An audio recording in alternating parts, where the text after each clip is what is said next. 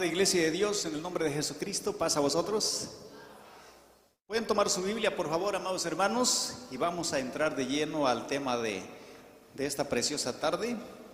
Les pido que abran, por favor, en la carta a los Hebreos, capítulo 9, versículo 27. Solo va a ser una escritura que vamos a leer todos juntos.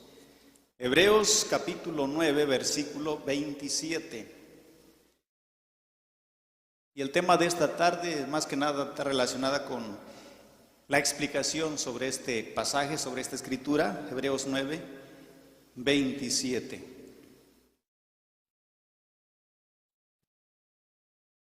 Ya hemos oído en varias ocasiones acerca del tema de los juicios, tanto el juicio que se está realizando en este tiempo, el juicio que se realizará durante el milenio, el juicio final también.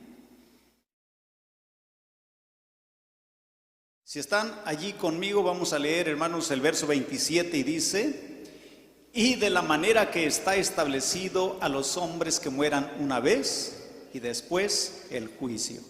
Amén. Tomen su lugar, por favor, mis amados hermanos. Dice aquí esta escritura que está escrito, se escribió, se estableció que el hombre tenía que morir. En nuestra traducción dice una vez. En otras traducciones, dice una sola vez. Y en los originales, todo depende de cuál original se tome también. Por ejemplo, algunos que toman del interlinear bizantino, pues dicen una sola vez. Creen que el bizantino pues es uno de los más antiguos. La mayoría de los interlineares, dicen una vez, en vez de decir una sola vez. Pero este jueguito de palabras, hermanos, no tiene mucho que ver con lo que se escribió, con lo que se dictó por parte de nuestro Padre Celestial. Y otra vez dice: y de la manera que está establecido o decretado a los hombres que mueran una vez y después el juicio. Claro que no vamos a encontrar la última expresión cuando dice y después el juicio, en donde se decretó, en donde se estableció, pero sí, hermanos, sabemos por la Escritura y por otras escrituras que hay juicios, hay varios juicios. Cuando dice, hermanos, en el libro de Génesis, capítulo 2, ¿cuándo fue que se habrá decretado? ¿Quién lo habrá decretado? ¿Quién lo estableció así de esta manera? Génesis capítulo 2, dice el versículo 15 en adelante. Génesis capítulo 2, 15. Tomó pues Jehová Dios al hombre y le puso en el huerto de Edén para que lo labrara y lo guardase. Y mandó Jehová Dios al hombre diciendo: de todo árbol del huerto comerás, de todo árbol del huerto comerás. Este detalle, hermanos, es bueno conocerlo también. De todo árbol del huerto comerás. Además de los árboles, diríamos, comunes, ¿qué otros árboles había en el huerto? El árbol de la vida y el árbol de la ciencia, del conocimiento del bien y del mal. Así que por estas palabras se debe de entender y comprender que el hombre, el ser humano, estaba comiendo de todos los árboles, menos, dice el versículo 17, mas del árbol de ciencia del bien y del mal no comerás de él, porque el día que de él comieres, morirás. No está refiriéndose a ese día de 24 horas más. El día, ¿verdad? En aquel tiempo, en aquel momento, en aquel entonces, cuando tú llegues a desobedecerme, vas a morir, le dijo Dios.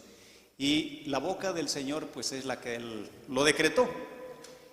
Bueno, entendemos también que no precisamente fue la boca directamente del Señor, pero eran las palabras del Señor, porque al Señor nadie le ha visto, pero el Señor siempre se ha manifestado a través de sus seres celestiales, a través de sus mensajeros, pero fueron palabras del Dios Todopoderoso.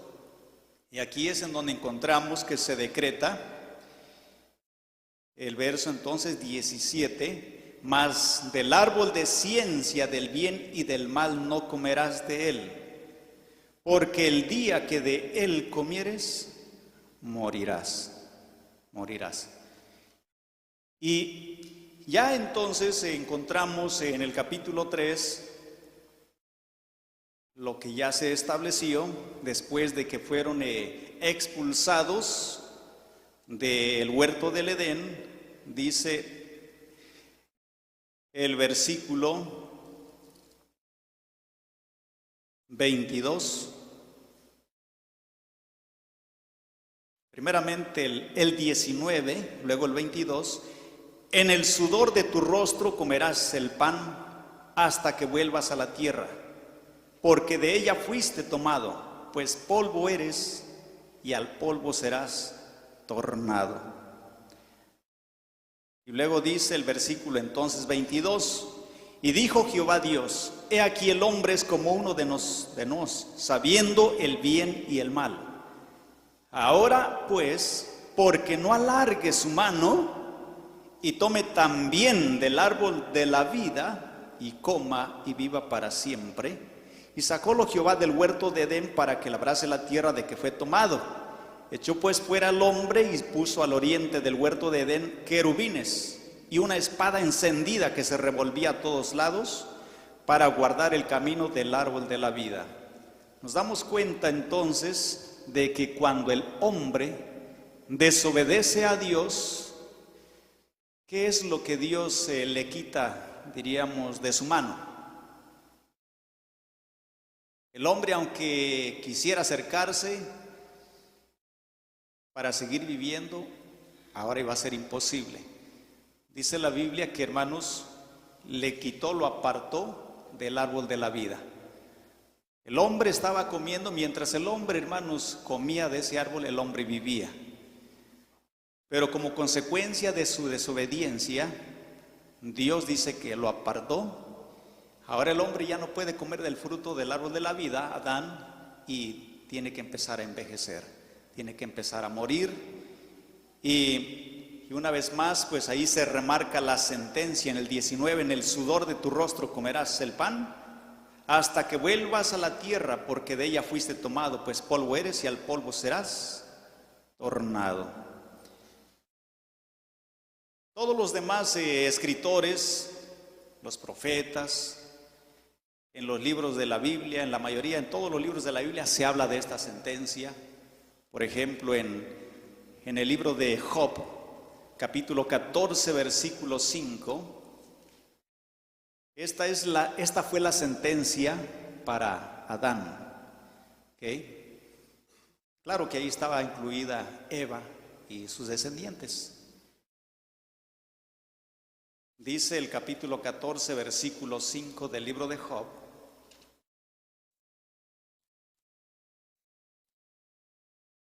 ciertamente sus días están determinados y el número de sus meses está cerca de ti. Tú le pusiste términos de los cuales no pasará. A todos los seres humanos estamos destinados a morir, por cuanto no estamos comiendo ya del árbol de la vida. Y el Señor dice que nos puso un término, y son muchos años. Ya hemos oído y hemos aprendido por lo que nos dice la Biblia también, que nosotros podemos acortar nuestros días. E incluso hoy en la mañana se hablaba de a veces atentar contra la vida de nosotros mismos. Y en un comentario que una persona me hacía y también lo compartía, decía: bueno, entonces significa que todo el que no se quiere bautizar también está atentando contra su vida y se quiere suicidar. Y hay muchas maneras, hermanos, de cómo el ser humano puede atentar contra su vida, ¿sí? Por lo tanto, el Señor dice: escoge la vida no la muerte, para que vivas. Hay muchas formas de cómo nosotros podemos matarnos, suicidarnos a nosotros mismos. No es el Señor el que mata a las personas, ni matará a las personas al final de cuentas. Son nuestros actos. Y más que nada el cumplimiento de la palabra, ¿sí? A unos los hará vivir, a otros los hará morir. Y otro texto, hermanos, en Eclesiastés 3:20, hay muchos pasajes que nos hablan de esta sentencia. Dice Eclesiastés capítulo 3, versículo 20, todo va a un lugar, todo es hecho del polvo y todo se tornará en el mismo polvo. Si volvemos a Hebreos 9:27, ya vimos quién lo decretó, nuestro Dios, el Dios Todopoderoso que hizo todas las cosas. Y de la manera que está establecido a los hombres que mueran una vez y después el juicio. ¿Qué era lo que le esperaba a Adán? Por la palabra juicio se puede aplicar de diferentes maneras también. Dice una escritura en el libro de Mateo, capítulo 25, versículo 41. Este juicio, hermanos, para quien fue preparado, y aquí se menciona de una manera diferente. Mateo 25:41 dice: entonces dirá también a los que estarán a la izquierda: apartaos de mí, malditos, al fuego eterno preparado ¿para quién? Para el diablo y sus ángeles. El juicio no se preparó para el ser humano. Primeramente, hermanos, el juicio viene a surgir y se prepara este lugar para el diablo y sus ángeles. Porque antes de la rebelión aquí en la tierra, la rebelión, hermanos, se hizo en el cielo, se llevó a cabo en el cielo.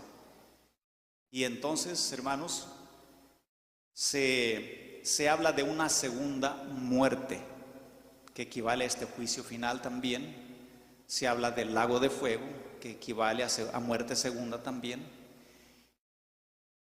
Ya que en este sentido, el diablo no va a ser juzgado, el diablo está siendo juzgado ya en estos tiempos por causa de los ángeles.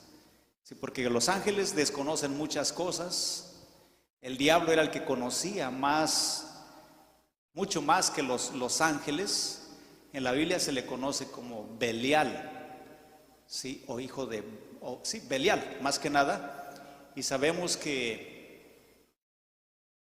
o Luzbel, que significa luz, en la Biblia, en Isaías 14, versículo 12, se le conoce como lucero de la mañana, que es luz, esparce luz. En 2 Corintios capítulo 6 se le llama Bel.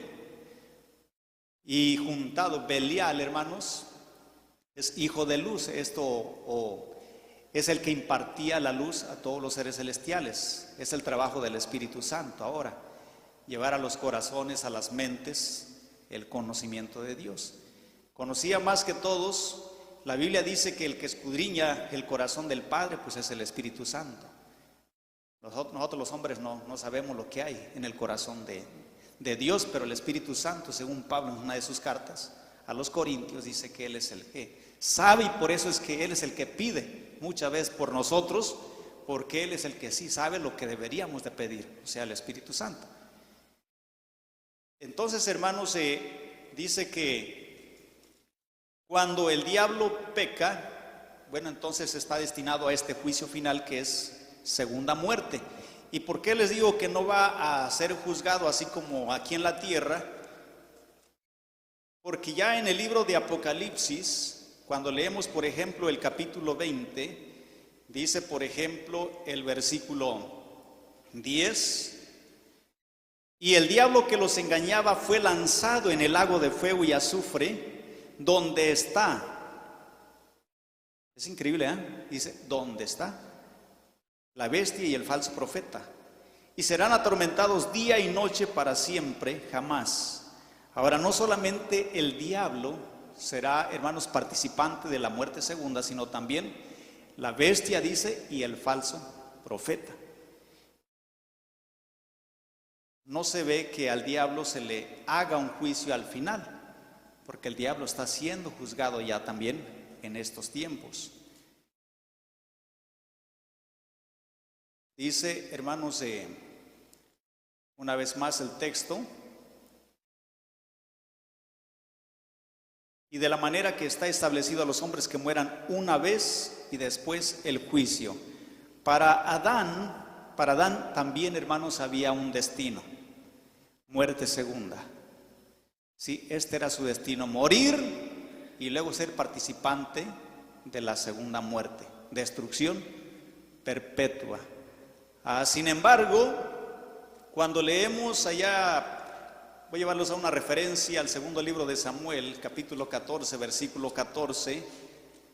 Aquí se nos habla de una mujer que era muy lista, a la que usó Joab, la mujer de Tecoa, así se le ha conocido, y fue a convencer, fue a hablar al corazón del rey David para que dejara una vez más llegar a la ciudad o ante su presencia a su hijo Absalón. Dice el 14:14 del segundo libro de Samuel: porque de cierto morimos y somos como aguas derramadas por tierra, que no pueden volver a recogerse.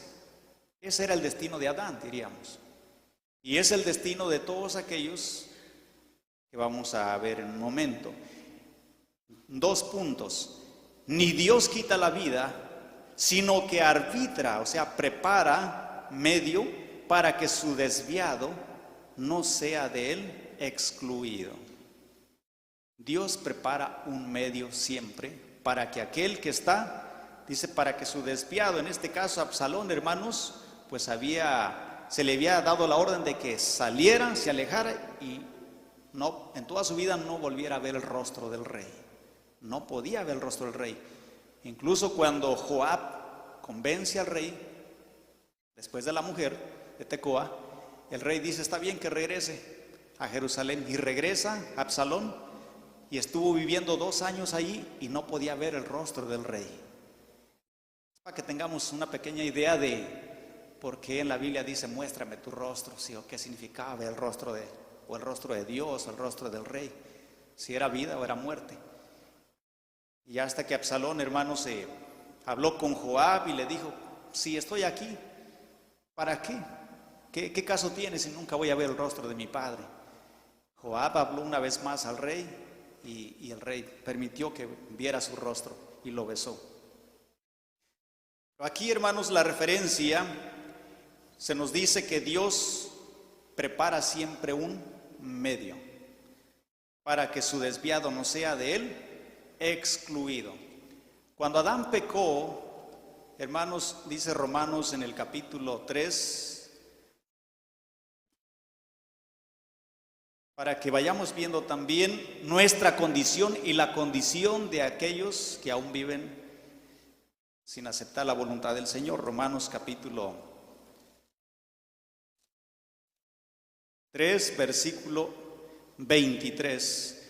Por cuanto todos pecaron y están destituidos de la gloria de Dios.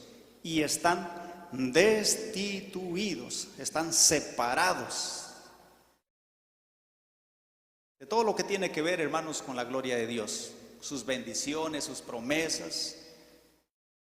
Están destituidos, están alejados.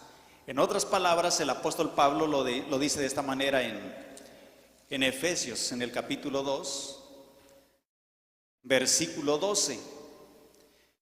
Efesios 2:12, que en aquel tiempo estabais sin Cristo. Adán se quedó sin Cristo y dice: alejados de la república de Israel y extranjeros a los pactos de la promesa, sin esperanza y sin Dios en el mundo. Esta es la condición del hombre que se encuentra destituido de la gloria de Dios. Ahora, ¿cuál es el medio? Bueno, si aquí el versículo dice de Hebreos 9:27, las últimas palabras, la segunda parte, cuando dice, y después el juicio, y después el juicio. El hombre tiene que morir una vez y después el juicio. Todos los que aceptamos al Señor, hermanos, todos los que aceptamos al Señor, le entregamos nuestra vida, ¿de qué manera vamos a ser juzgados? Tengo, por ejemplo, un video que se conoce como la silla del juicio. A muchas personas las ha impactado, que aunque no creemos que va a ser exactamente así, ¿sí? Pero las personas que no conocen de la Escritura, bueno, les cae bien y qué bueno, ¿verdad? Que están dispuestas a mejorar sus vidas. Dice la Biblia, hermanos, que para todos los que le entregan la vida al Señor Jesucristo, vamos a leer allá en San Juan 5:24, a ver si tienen un micrófono por ahí que puedan compartir. Vamos a ver aquí con los muchachitos, los jóvenes y las jovencitas. Vamos a ver a quién le toca el micrófono. Muy bien, vamos a leer entonces San Juan 5:24. Vamos a ver, hermanos, ya que está establecido que los hombres mueran una vez significa, hermanos, es solo una expresión, ¿sí? En otras palabras, el apóstol Pablo está diciendo, se decretó que el ser humano va a morir porque va a morir. Cuando dice una vez, pues más que nada es una expresión ya de él, ¿sí? Porque en el Antiguo Testamento no dice que pues solo una vez, y es que caeríamos en una contradicción porque, pues, por ejemplo, al que resucitó, el niño que resucitó, ¿quién fue, Elías o Eliseo? Ok, Eliseo estaba muerto y volvió a la vida, y después, pues volvió a morir, ¿no? Los que resucitaron en los tiempos de cuando Cristo, hermanos, muere también, la tierra tembló, los sepulcros se abrieron. Dice la Escritura en Mateo capítulo 27 que muchos cuerpos de hombres santos, no fueron hombres que hicieron el mal, sino hombres santos, dice que resucitaron y que fueron a la ciudad a dar las nuevas también. Creemos que estas personas murieron nuevamente después. Lázaro, que era un hombre también justo, murió y lo volvió a la vida. En Mateo 9 encontramos a la hija de una mujer, Mateo 9, 22 y 23, y una viuda, era un difunto, encontramos ahí, que ya lo llevaban en camilla, y el Señor se acercó y tocó el féretro, y el muerto se levantó, ya decía el cuerpo, ¿no? Pues sí, se levantó, volvió a la vida. Entonces, si nosotros dijéramos, bueno, sí, está decretado que una sola vez, y después el juicio, o sea, caeríamos como en contradicción, ¿verdad? Pero por lo que leímos en esas tres escrituras del Antiguo Testamento, es que así se decretó que el hombre tenía que morir. Entonces, ¿qué dice San Juan, capítulo 5, versículo 24, hermano? Así dice: de cierto os digo, el que oye mi palabra y cree al que me envió, tiene vida eterna, y no vendrá a condenación, mas ha pasado de muerte a vida. Amén. Gracias, pues ha pasado de muerte a vida. Dice que no pasará ninguna condenación. No pasará ninguna condenación para aquel que, hermanos, acepta a Jesucristo, porque ha pasado de muerte a vida eterna. ¿Y cuándo se pasa de muerte a vida? Vamos a hablar de cosas sencillas, actos sencillos, pero que son esenciales y de suma importancia. Bueno, el bautismo, dice Romanos capítulo 6, era necesario que nosotros muriéramos, aunque hoy en la mañana se hablaba de que no debemos de procurar nuestra muerte. Y como que caímos en una contradicción, ¿no? Porque dice el mismo Señor Jesucristo, que si el grano de trigo no cae en tierra y muere, solo queda. Es necesario, como dice el canto o la canción, hay que morir para vivir. Por fin, entonces, ¿debemos de procurar morir o no debemos de morir? ¿A quién de nosotros que se nos ha ido un ser querido nos gustaría que volviera a la vida? A ver, levanten su mano. Un ser querido que vivió en Cristo y murió en Cristo. Bueno, a mí, por ejemplo, ya se murió mi papá, yo no quisiera que volviera a la vida. ¿Sí? ¿Por qué? Porque él murió bien, hermanos. Él murió en Cristo. Y si él volviera a la vida, yo no sé si volvería a morir en Cristo. Sí, a lo mejor se perdería al final. ¿Sí? Entonces, esto es como cuando aquel rey Ezechías, pues hermanos, se enfermó y le dijo a través del profeta nuestro Dios, vas a morir. Pero el rey Ezechías, porque había hecho muchas obras buenas, rogó a Dios por su vida y le dio 15 años más. Pero en esos 15 años tuvo un hijo, Manasés, que dice la Biblia que fue uno de los peores reyes de Israel. Incitó a la idolatría y a tantas cosas al pueblo. O sea que si Ezechías hubiera muerto, hermanos, Manasés no hubiera nacido y no hubiera habido tanta esa maldad. ¿Sí? Entonces, hermanos, por eso es que debemos de tener cuidado. ¿Sí? Dios todo lo que hace, lo hace perfecto. Pero Él también nos puede conceder nuestras peticiones. ¿Sí? Pero debemos de estar atenidos a las consecuencias también. Entonces, aquí en San Juan, pues encontramos que dice que ninguna condenación hay para los que, hermanos, han aceptado porque han pasado de muerte a vida. En Romanos capítulo 6 encontramos cómo se pasa de muerte a vida. Dice, por ejemplo, el versículo 3: ¿O no sabéis que todos los que somos bautizados en Cristo Jesús somos bautizados en su muerte? Porque somos sepultados juntamente con Él a muerte por el bautismo, para que como Cristo resucitó de los muertos por la gloria del Padre, así también nosotros andemos en novedad de vida. Así que, dice el 8, y si morimos con Cristo, creemos que también viviremos con Él. Cuando nosotros, hermanos, llevamos a cabo ese acto del bautismo, estamos muriendo. Está establecido que el hombre muera una vez. Tiene que morir, tenemos que morir.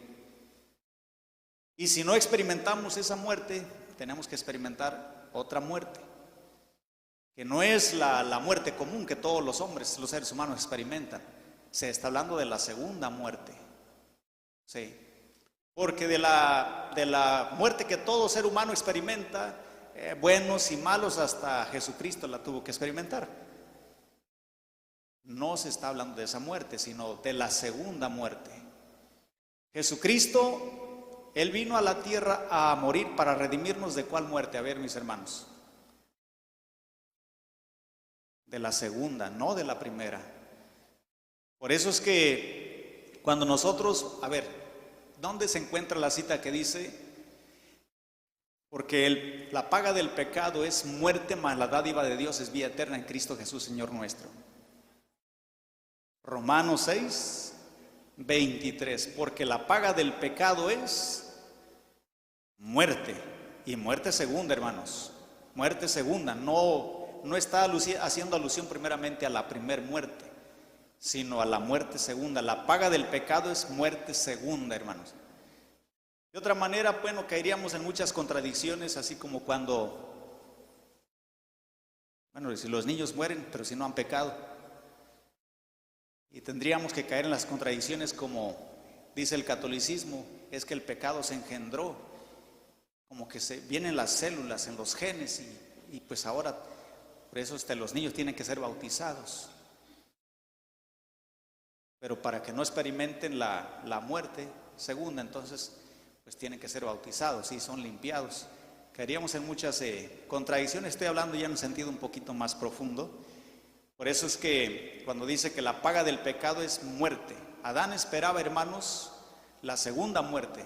La primera muerte tuvo que experimentarla porque como consecuencia de su desobediencia se le quita el árbol de la vida, deja de comer, y si todos los seres humanos siguiéramos comiendo de ese árbol seguiríamos viviendo. Pero ese árbol se quitó de allí, Adán empieza a envejecer y ahora le resta experimentar la segunda muerte. Pero Dios también, hermanos, Dios dice en la Biblia, no recuerdan dónde, a lo mejor ustedes sí se recuerdan, dice que Cristo, Dios preparó a Jesucristo desde la fundación del mundo. A Primera de Pedro, ¿qué? ¿O no? A ver, yo parece que había escuchado que Primera de Pedro, ¿eh? A ver, primera epístola del apóstol Pedro, en el capítulo 1, dice, por ejemplo, el versículo, a ver, ¿dónde está el micrófono? Acá, por ahí. A ver, ahora nuestro hermanito Elvis, ¿sí está por ahí el micrófono? Sí, Primera de Pedro 1, verso 20. Oímos a la mujer de Tecoa que le dijo a David, Dios prepara siempre un medio para que su desterrado nunca siga desterrado, excluido. Así que todo el que no ha aceptado a Jesucristo, hermano, sigue desterrado, sigue excluido, separado, destituido de la gloria de Dios, de las promesas, de los pactos. Vive sin Dios, vive sin Cristo. ¿Cómo dice 1 de Pedro 1:20? No, se dice, Primera de Pedro 1:20 dice, ya destinado desde antes de la fundación del mundo, pero manifestado en los postreros tiempos por amor de vosotros. Gracias, hermano Luis. Dice que ya destinado, entonces Dios lo prepara el medio para que Adán, hermanos, pudiera ser rescatado, redimido de esa segunda muerte. ¿Y hasta cuándo, hermanos? ¿Hasta en qué tiempo, por lo menos, ustedes creen que Adán pudo haber sido rescatado? Bueno, sabemos que va a resucitar, ¿no?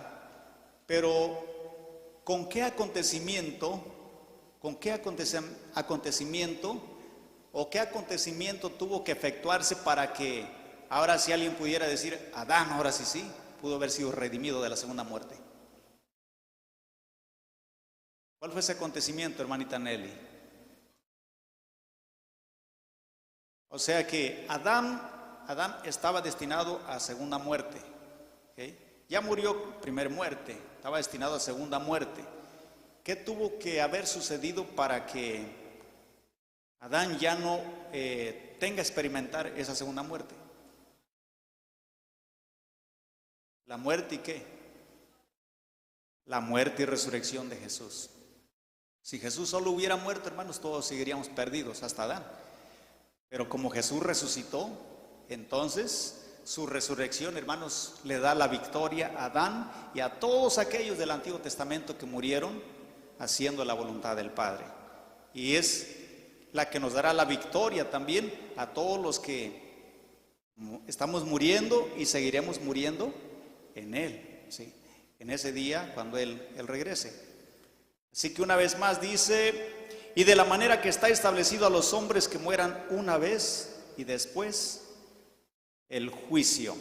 Dice, por ejemplo, allá en San Juan 5:45, a ver ahora si se lo pasan ¿a quién más? Nuestra hermana Jovita. San Juan 5:45. ¿Cómo dice? ¿Quién va a juzgar en realidad en aquellos días? Aquí está.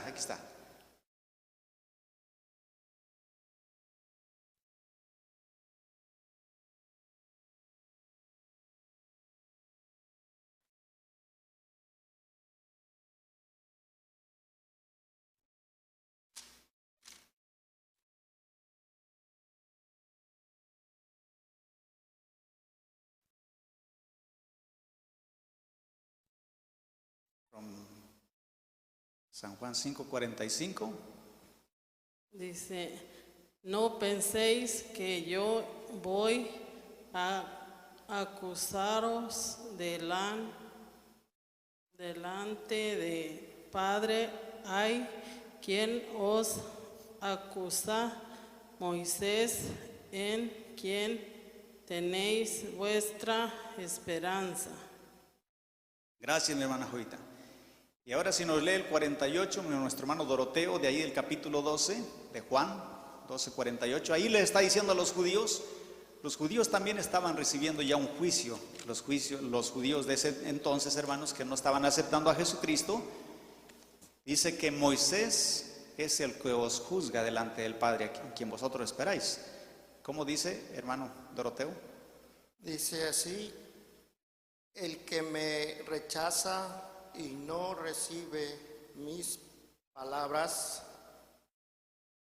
tiene quien le juzgue.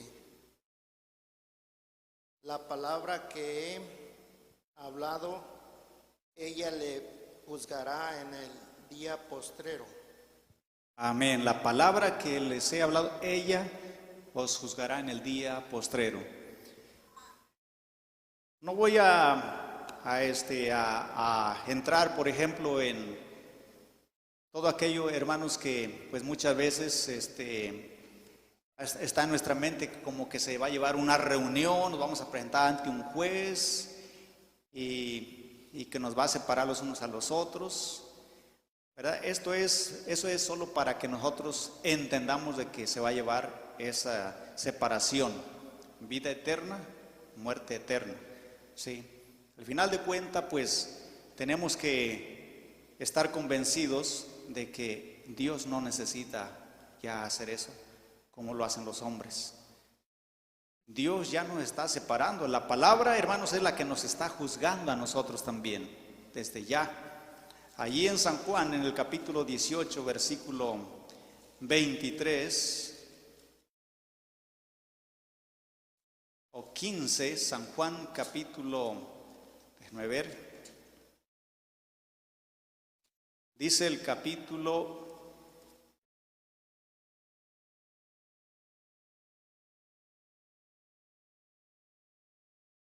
15, versículo 22. Juan 15, 22. Si no hubiera venido ni les hubiera hablado, no tendrían pecado, mas ahora no tienen excusa de su pecado. Hermanos, todos los judíos estaban siendo también juzgados ya. Cuando nosotros leemos por allá en la primera carta de Pedro, capítulo 4, dice que el pueblo de Dios empezó a ser juzgado. Dios inicia su juicio por su pueblo. La iglesia está siendo juzgada, hermanos. ¿Para qué? Para que, como leímos ahí en San Juan, que el capítulo 5, verso 24, ya no pasemos por ninguna condenación, ¿sí? En un futuro. Ya, ¿qué es lo que nos espera si morimos en Cristo?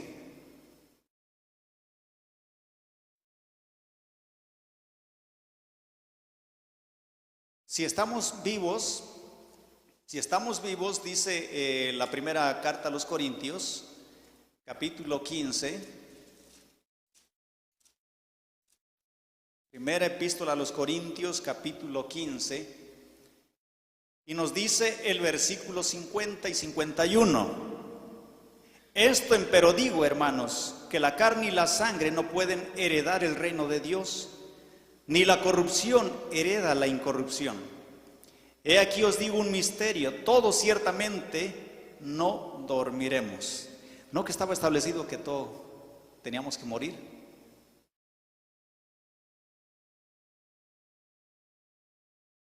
Bueno, en cierto sentido, pues sí, todos tenemos que recibir esa transformación, ¿verdad? Pasar de ese estado de corrupción a un estado de incorrupción. He aquí os digo un misterio, todos ciertamente no dormiremos, o sea, no moriremos, mas todos seremos transformados en un momento, en un abrir de ojo a la final trompeta, porque será tocada la trompeta, y los muertos serán levantados sin corrupción y nosotros seremos transformados. Si, hermanos, Jesucristo nos llega a sorprender en estos días, que claro que todavía faltan unos acontecimientos, dice la Biblia que si nos agarra vivos, vamos a ser transformados en un abrir y cerrar de ojo. O sea, en un instante seremos transformados. Y no pasaremos por ninguna condenación, hermanos. Ya no se nos hará ningún juicio, porque nuestros nombres ya están escritos ¿en dónde?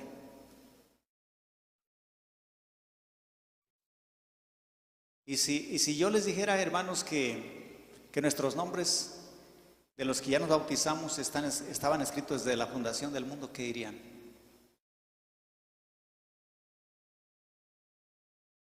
¿Sería mentiroso o? Fíjense que la Biblia, por ejemplo, la Biblia usa expresiones o sentencias donde dice que todos los que adoraron o reciban la marca de la bestia y le adoraron, dice, cuyos nombres no están escritos desde la fundación del mundo. Es bien triste, ¿no? Es bien triste para todos aquellos que aún siguen cargando con las enseñanzas, con la doctrina de la bestia y el falso profeta. Mientras no cambien, hermanos, sus vidas o decidan cambiar sus vidas, sus nombres seguirán borrados y vendrán a ser parte de la lista de los que, ¿en dónde se menciona? Veamos allá en Apocalipsis 13:8. Apocalipsis capítulo 13, versículo 8, y dice: y todos los que moran en la tierra le adoraron, cuyos nombres no están escritos en el libro de la vida del Cordero, el cual fue muerto desde el principio del mundo. El cual fue muerto desde el principio del mundo. Está otro versículo aquí en donde dice que no, capítulo 17. Dice que desde la fundación del mundo no se han escrito sus nombres. Pero si alguno más desea que su nombre sea escrito en el libro de la vida, hermanos, ya sabe lo que tiene que hacer. ¿Okay? O para que cuando se abran los libros, pues pueda disfrutar de esa, o mejor dicho, para ahora que venga Jesucristo, pueda participar de esa resurrección gloriosa que se ha de manifestar. Vamos a leer, hermanos, un último versículo en el libro del Éxodo, capítulo 32, versículo 32.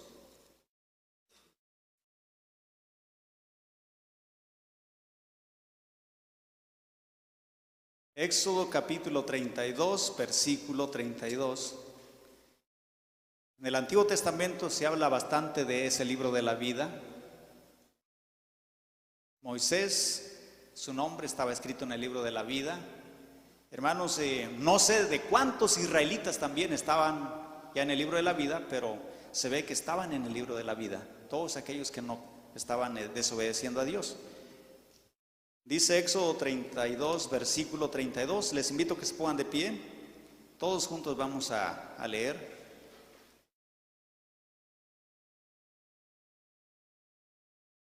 Sí, 32 y 33. Dice así de esta manera: que perdones ahora su pecado, y si no, ráeme ahora de tu libro que has escrito. Y Jehová respondió a Moisés: al que pecare contra mí, a este raeré yo de mi libro.